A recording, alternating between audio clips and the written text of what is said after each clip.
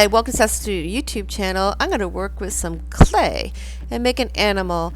Earthenware clay or self-hardening clay, it doesn't matter. So let's make an oval, and then I'm going to pat and tap with my fingers, smooth it out, pull out a neck, and turn it kind of like an L shape, but I'll fix that later. It will change.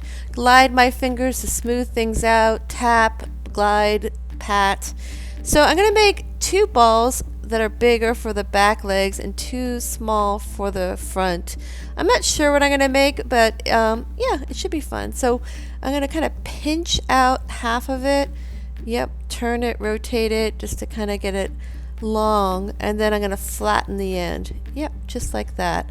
So turn the back there for the foot, and then I'm going to repeat for all four pieces, and I'll change it as I go, but this just kind of gets you some legs. And yeah, take your time, enjoy this process. I'm not sure what animal I'm gonna make. I ended up making a dog, or what kind of looks like a dog, but you can make whatever you want with this. It can work for many different ways. So this is slip, and you can either use the tool or your finger, whichever one you want to do. Just kind of put the legs on it the way you think they should look, and lightly press it onto your body. And yeah, my head looks so small, so I'm gonna have to fix that, but I'm not too worried about it right now. I'm just gonna kind of pat it on and then adjust it. So yeah, I just squished this down, so I'll put another piece of clay on this in just a bit. So I'm gonna make sure this is attached, and then I decided to reposition it and make it sit. I thought that would look nice, and then just patting things on, making sure that they're there. So there's that extra piece of clay for the head, just to make it in proportion. And then I'm making the snout with my fingers, rolling it on, and just readjusting things, just patting it, tapping it with my fingers, smoothing out the clay, because I just thought it would look better that way. But if you like the way it looks, you can keep it that way. It doesn't really seem to matter. And so yeah, just take your time as you're working with the clay. So two little balls, and then I'm going to flatten them, and then I'm going to add some slip, and that's going to be used for the ears. Now there's lots of different types of ears, so if you want your ears to be pointed, you can. I made kind of floppy ears.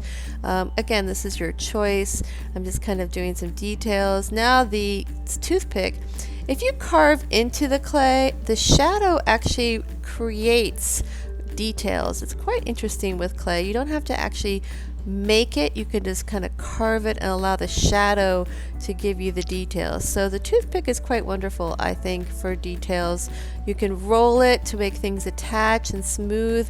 You can carve, and then of course your fingers, you can just tap it and readjust it with your fingers to see what you like. I thought it would look a little bit better if this was more of a rectangle than a triangle. Great. So it was a little loose, it was kind of collapsing, so I stuck a toothpick in the center and readjusted it, and I'm going to do the other side too. So if you find that it's just collapsing, then you can do this, and if it goes into the kiln, it's just going to burn off. It doesn't affect anything. Oh, I forgot the tail. So I'm going to make a coil for the tail and attach it with some slip, and then I need to just kind of turn it. I thought it would look nice turning it. So this is clay. Clay changes a lot as you're working with it, so just kind of tap and readjust things that might need to be changed. And oh yeah, don't forget to put your name on this. So everything really needs to be cleaned when you're working with clay, so wash the board, really wash the tools.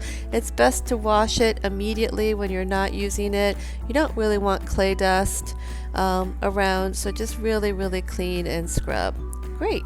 Well, thank you so much for tuning in, liking, and subscribing to my YouTube channel. Have fun.